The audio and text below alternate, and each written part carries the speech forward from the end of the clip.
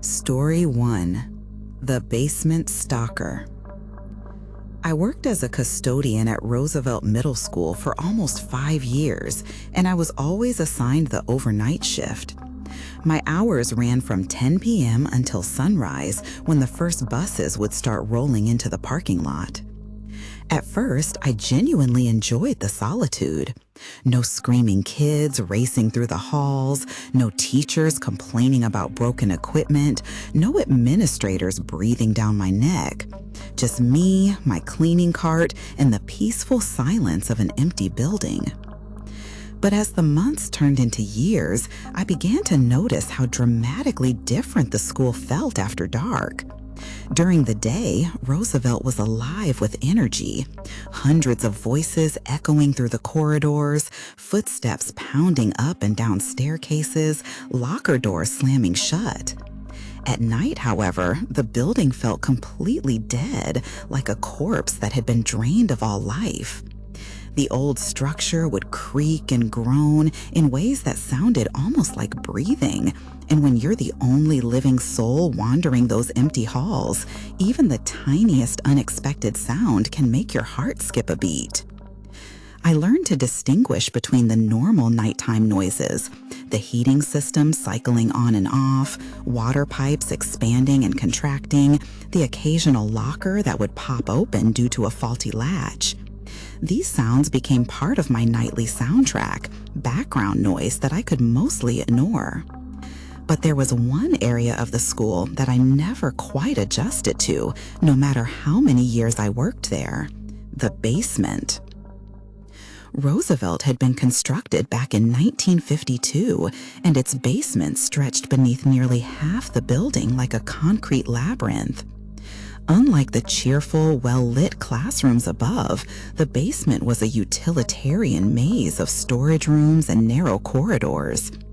Thick pipes and electrical conduits hung from the low ceiling, and the walls were nothing but bare concrete that had turned a sickly yellow color over the decades. The air down there was always thick and musty, carrying the smell of dampness and decay. The fluorescent light fixtures were ancient and unreliable. Some would buzz and flicker constantly, casting erratic shadows that danced across the walls. Others had burned out completely and were never replaced, leaving entire sections of hallway in complete darkness. I always had to carry a heavy-duty flashlight whenever I ventured down there, and even then, the beam seemed to get swallowed up by the oppressive gloom. During my first week on the job, Pete, one of the senior custodians who'd been working at Roosevelt for over 20 years, pulled me aside with some unofficial advice. "Listen, kid," he said, glancing around to make sure no one else was listening. "You're going to want to stay out of that basement unless you absolutely have to go down there. Trust me, it's not worth the hassle." When I asked him what he meant, he just chuckled and said, "Let's just say the place has a reputation. Some folks think it's haunted." I laughed along with him, assuming he was just trying to spook the new guy. But even during that first week, I felt an inexplicable sense of unease whenever I had to pass by the basement entrance. The heavy steel door at the top of the stairwell seemed to radiate a cold, unwelcoming energy, and I found myself quickening my pace whenever I walked by it. For nearly 2 years, I managed to avoid going down there entirely. My regular duties kept me busy enough on the upper floors, and whenever something needed to be retrieved from basement storage, I always found an excuse to ask one of the day shift guys to handle it. But one night in early November, I found a work order taped to my cleaning cart that made my stomach sink. "Retrieve 30 folding chairs from basement storage room B7 for tomorrow's parent conference." I stood there staring at that piece of paper for several minutes, hoping it might magically change into a different request. The chairs could have waited until morning, and I seriously considered calling my supervisor to ask if the task could be postponed. But I'd only been working there for 2 years, and I didn't want to develop a reputation for being difficult or unreliable. Finally, around 1 a.m., I gathered my courage and headed for the basement door. I stood at the top of the stairwell for what felt like an eternity, my hand resting on the cold metal door handle. My heart was already beating faster than normal, and I hadn't yet opened the door yet. Taking a deep breath, I grabbed my heaviest flashlight and pushed my way into the stairwell. The moment I started descending those concrete steps, I was struck by how different the acoustics were compared to the rest of the school. Each footstep echoed loudly, bouncing off the walls and creating a hollow, tomb-like resonance. The sound of my own breathing seemed unnaturally amplified, and I found myself trying to walk more quietly, though I couldn't say why. At the bottom of the stairs, I flipped the light switch, but only 3 of the 8 fluorescent fixtures flickered to light. They provided just enough illumination to see a few feet in front of me, leaving most of the long corridor shrouded in darkness. The musty smell was even stronger than I remembered, with an underlying odor that reminded me of wet cement and rust. The fluorescent light fixtures were ancient and unreliable. Some would buzz and flicker constantly, casting erratic shadows that danced across the walls. Others had burned out completely and were never replaced, leaving entire sections of hallway in complete darkness. I always had to carry a heavy-duty flashlight whenever I ventured down there, and even then, the beam seemed to get swallowed up by the oppressive gloom. During my first week on the job, Pete, one of the senior custodians who'd been working at Roosevelt for over 20 years, pulled me aside with some unofficial advice. "Listen, kid," he said, glancing around to make sure no one else was listening. "You're going to want to stay out of that basement unless you absolutely have to go down there. Trust me, it's not worth the hassle." When I asked him what he meant, he just chuckled and said, "Let's just say the place has a reputation. Some folks think it's haunted." I laughed along with him, assuming he was just trying to spook the new guy. But even during that first week, I felt an inexplicable sense of unease whenever I had to pass by the basement entrance. The heavy steel door at the top of the stairwell seemed to radiate a cold, unwelcoming energy, and I found myself quickening my pace whenever I walked by it. For nearly 2 years, I managed to avoid going down there entirely. My regular duties kept me busy enough on the upper floors, and whenever something needed to be retrieved from basement storage, I always found an excuse to ask one of the day shift guys to handle it. But one night in early November, I found a work order taped to my cleaning cart that made my stomach sink. "Retrieve 30 folding chairs from basement storage room B7 for tomorrow's parent conference." I stood there staring at that piece of paper for several minutes, hoping it might magically change into a different request. The chairs could have waited until morning, and I seriously considered calling my supervisor to ask if the task could be postponed. But I'd only been working there for 2 years, and I didn't want to develop a reputation for being difficult or unreliable. But one night in early November, I found a work order taped to my cleaning card that made my stomach sink. "Retrieve 30 folding chairs from basement storage room B7 for tomorrow's parent conference." I stood there staring at that piece of paper for several minutes, hoping it might magically change into a different request. The chairs could have waited until morning, and I seriously considered calling my supervisor to ask if the task could be postponed. But I'd only been working there for 2 years, and I didn't want to develop a reputation for being difficult or unreliable. But one night in early November, I found a work order taped to my cleaning cart that made my stomach sink. "Retrieve 30 folding chairs from basement storage room B7 for tomorrow's parent conference." I stood there staring at that piece of paper for several minutes, hoping it might magically change into a different request. The chairs could have waited until morning, and I seriously considered calling my supervisor to ask if the task could be postponed. But I'd only been working there for 2 years, and I didn't want to develop a reputation for being difficult or unreliable. But one night in early November, I found a work order taped to my cleaning card that made my stomach sink. Retrieve 30 folding chairs from basement storage room B7 for tomorrow's parent conference. I stood there staring at that piece of paper for several minutes, hoping it might magically change into a different request. The chairs could have waited until morning, and I seriously considered calling my supervisor to ask if the task could be postponed. But I'd only been working there for 2 years, and I didn't want to develop a reputation for being difficult or unreliable.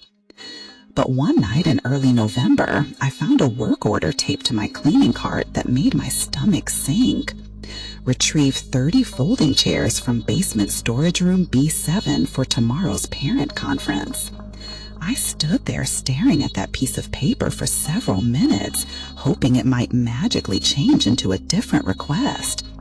The chairs could have waited until morning, and I seriously considered calling my supervisor to ask if the task could be.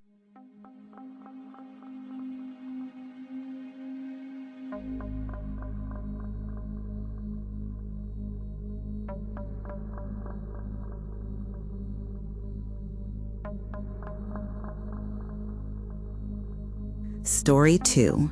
The Third Floor Visitor. I started working as a custodian at Jefferson High School when I was 23 years old, fresh out of community college and desperately needing a steady paycheck. It wasn't glamorous work, but it paid decent wages and offered good benefits, which was more than I could say for most of the other jobs available to someone with my limited experience. As the newest member of the custodial team, I inevitably got stuck with the least desirable shifts, primarily overnight work that kept me in the building from 11 p.m. until 6 a.m. Jefferson was a massive institution built in the 1960s during a period of rapid suburban expansion. The building sprawled across nearly 2 city blocks and rose 4 stories high, with 2 separate gymnasiums, an auditorium, a library, multiple computer labs, and over 100 individual classrooms. During the day, it housed nearly 2,000 students and staff members, creating a constant buzz of activity that could be overwhelming at times. But at night, when the building was empty and all those voices had fallen silent, Jefferson transformed into something entirely different. The same hallways that had been filled with teenage laughter and conversation during the day became vast, echoing canyons where every footstep sounded unnaturally loud. The familiar classrooms, so warm and inviting when filled with students, took on an ominous quality in the darkness, their empty desks and chairs casting strange shadows in the dim emergency lighting. My routine was always the same: start on the first floor and work my way up, cleaning each level methodically before moving on to the next. Room by room, hallway by hallway, I would empty trash cans, mop floors, wipe down surfaces, and ensure that every door was properly locked.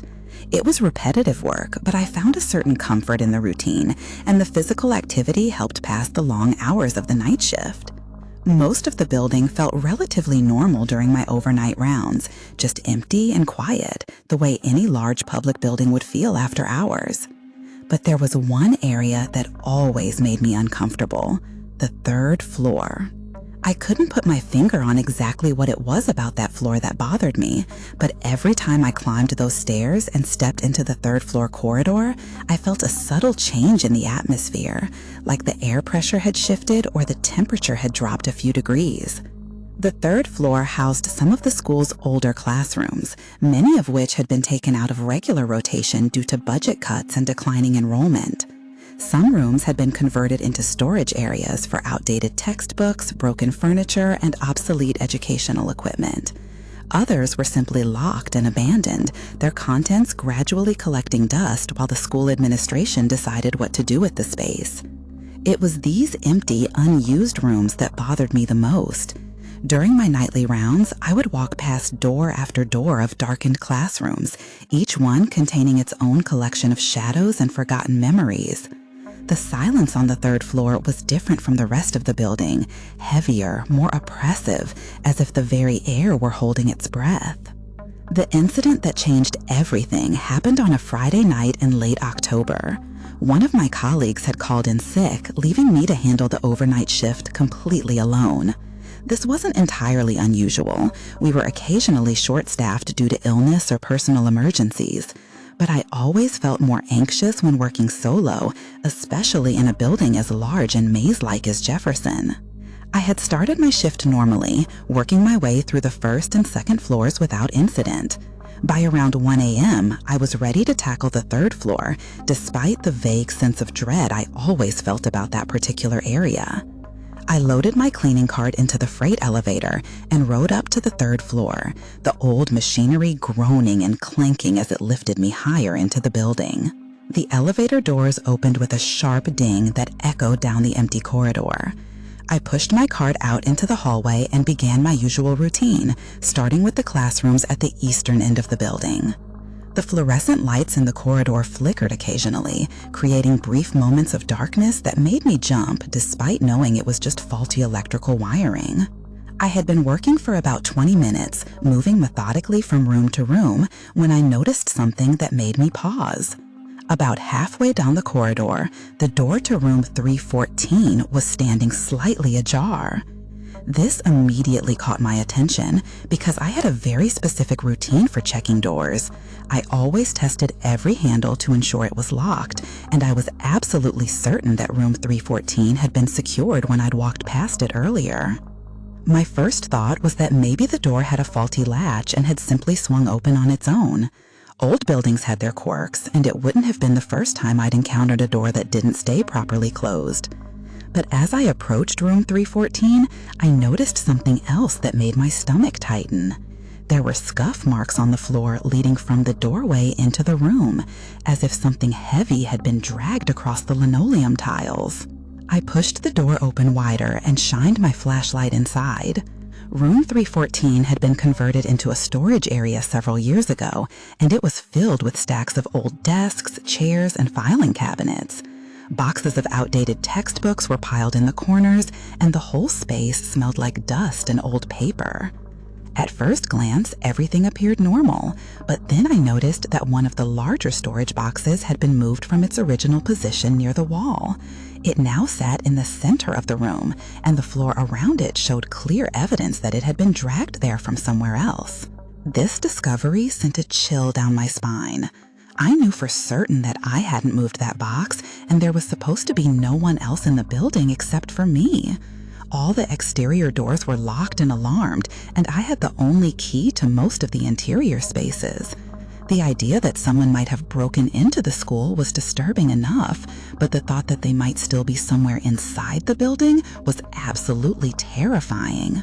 I stood in the doorway of room 314 for several minutes, listening carefully for any sound that might indicate the presence of another person. The building was never completely silent. There were always the ambient noises of heating and cooling systems, electrical equipment, and the occasional settling sounds that all old structures make. But I was listening for something different: footsteps, voices, the sound of doors opening or closing. After hearing nothing unusual, I decided to continue with my cleaning routine while remaining extra vigilant. I closed the door to room 314 and made sure it latched properly, though I made a mental note to check on it again before leaving the third floor. The rest of my work proceeded normally for another hour or so, and I began to convince myself that the moved box had been the result of some mundane explanation. Perhaps a day shift worker had been looking for something and had forgotten to mention it. But as I was mopping the main corridor, about 30 feet away from room 314, I glanced up and felt my heart nearly stop. The door was wide open again. This time, there was no possibility of mistake or coincidence. I had personally closed that door less than an hour earlier and had made sure it was latched securely. Now it stood completely open, as if someone had deliberately pushed it wide. My hands began to tremble as I gripped the mop handle, and I found myself scanning the corridor in both directions, looking for any sign of movement or any indication that I wasn't alone. I abandoned my mop and bucket and approached room 314 slowly, my flashlight held out in front of me like a weapon. As I got closer to the doorway, I could see that the storage box had been moved again. This time, it was positioned even more centrally in the room, as if someone were trying to make it as obvious as possible. "Hello?" I called out, my voice echoing down the empty hallway. "Is someone there?" I waited for a response, but the only sound was the fading echo of my own voice.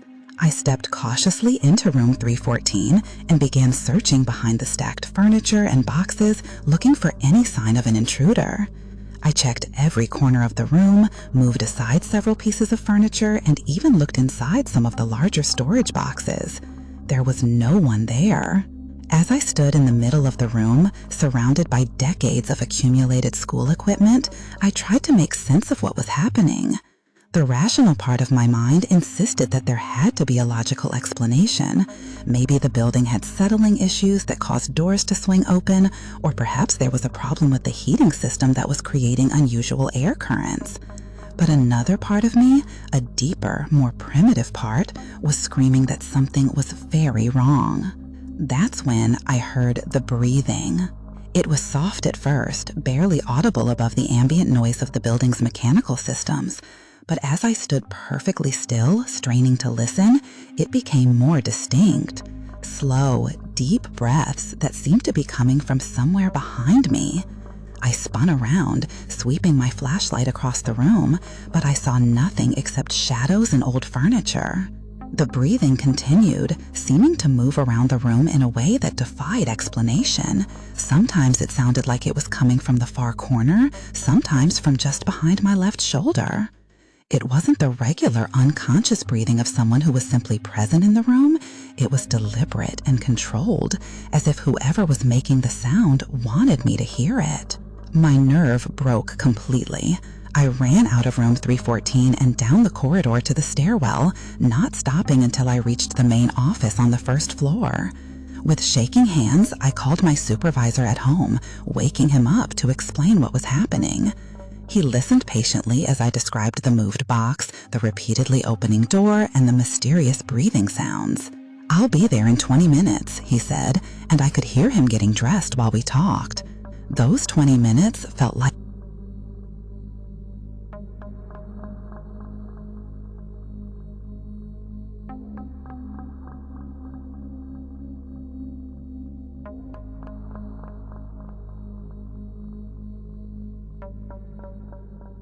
Story 3, The Auditorium Phantom.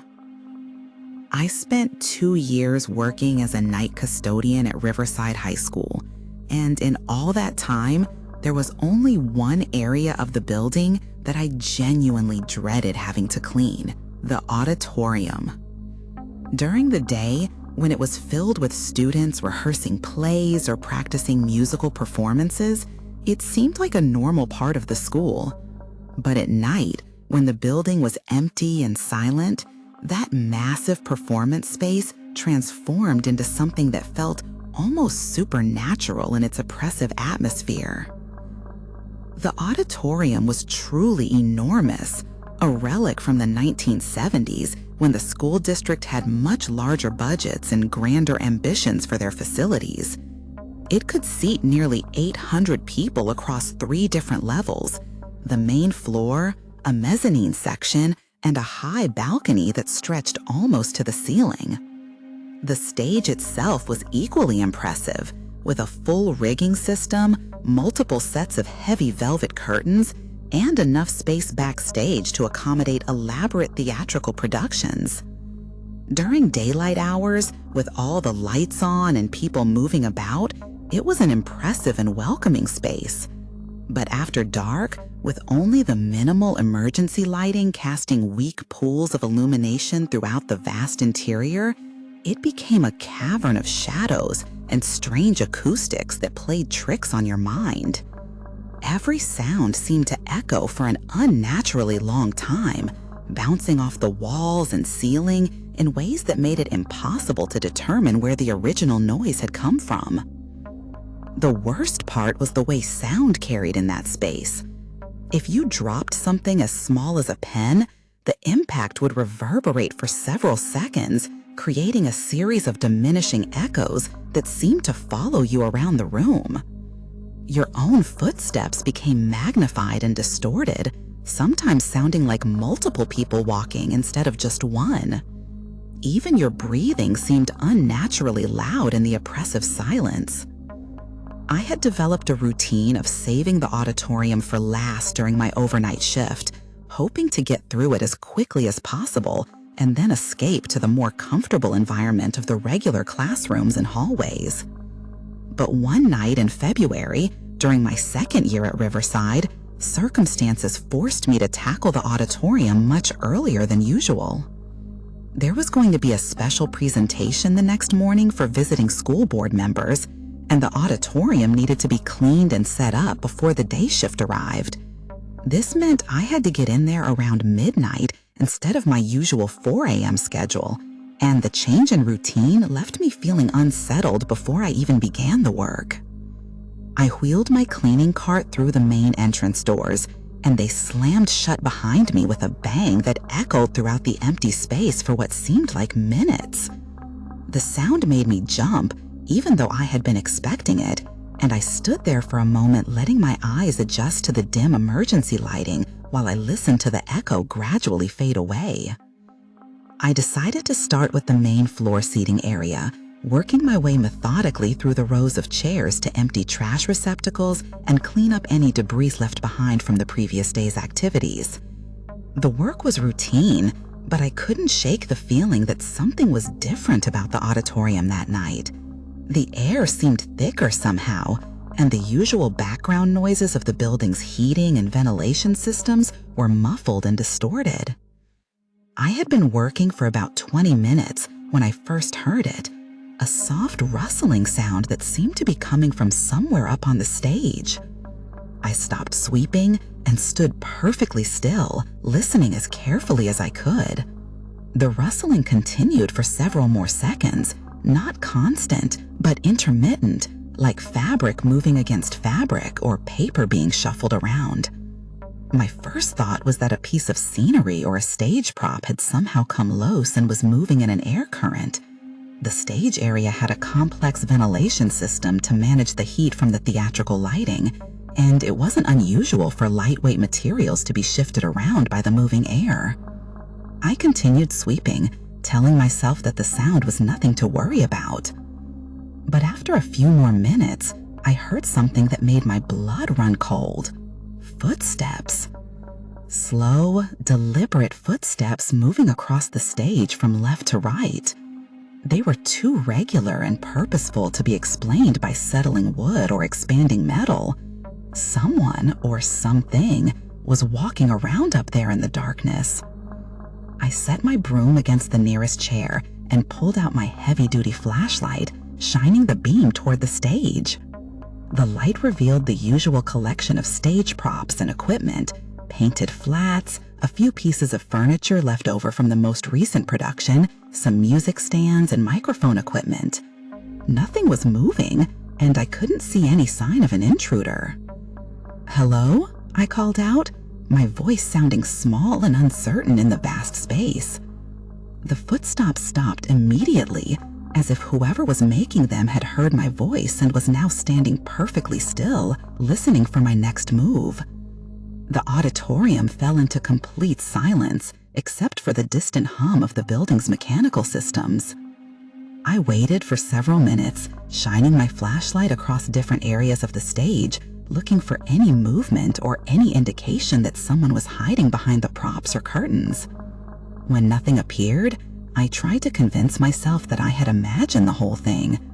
Old buildings make strange noises, and the acoustics of the auditorium can make ordinary sounds seem to be coming from places they weren't. I went back to sweeping, but I kept glancing nervously toward the stage. The feeling of being watched was overwhelming, even though I couldn't see anyone or anything that might be observing me. Every shadow seemed to contain a potential threat, and every small sound made me jump.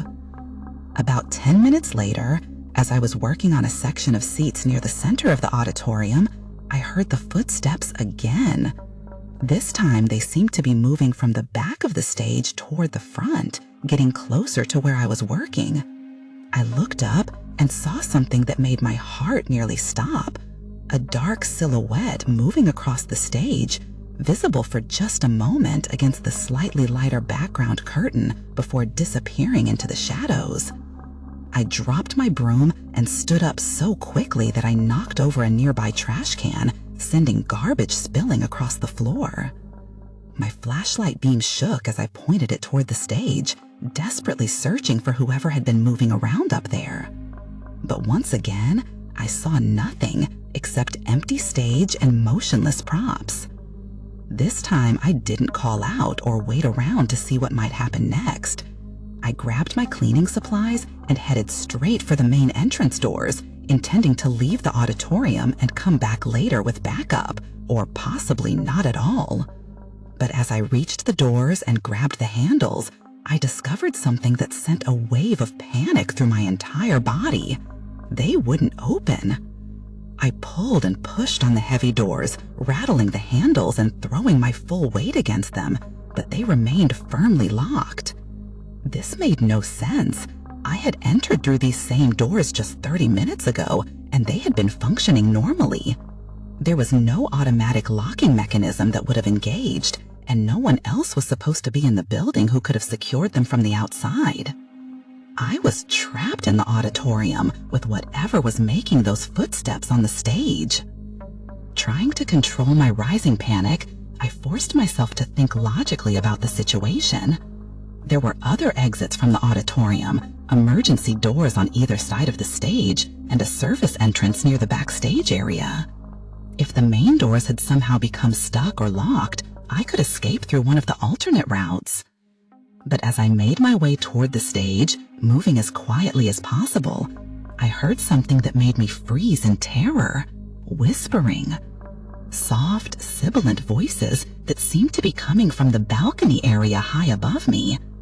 I couldn't make out individual words, but the sound was unmistakably human speech, multiple voices speaking in hushed tones as if they were having a secret conversation. I aimed my flashlight up toward the balcony, but the beam couldn't reach that far. The upper seating area remained shrouded in darkness, and the whispering continued, sometimes seeming to move from one part of the balcony to another, sometimes appearing to come from multiple locations at once. Fighting every instinct that was screaming at me to run, I slowly climbed the steps onto the stage. I needed to reach one of the emergency exits, and the quickest route was across the stage area. As I walked, my footsteps echoed loudly in the silence, and I winced at every sound, knowing that whatever was in the auditorium with me was aware of my exact location. I had made it about halfway across the stage when the whispering stopped abruptly, replaced by something even more frightening, the sound of my own name being called from somewhere in the darkness. "David," a voice said, barely loud enough for me to hear, but perfectly clear in its pronunciation. "David, come here." The voice seemed to be neither male nor age, young nor old, just a flat, emotionless tone that carried no warmth or humanity. It called my name again, slightly louder this time, and I realized that whatever was speaking knew who I was.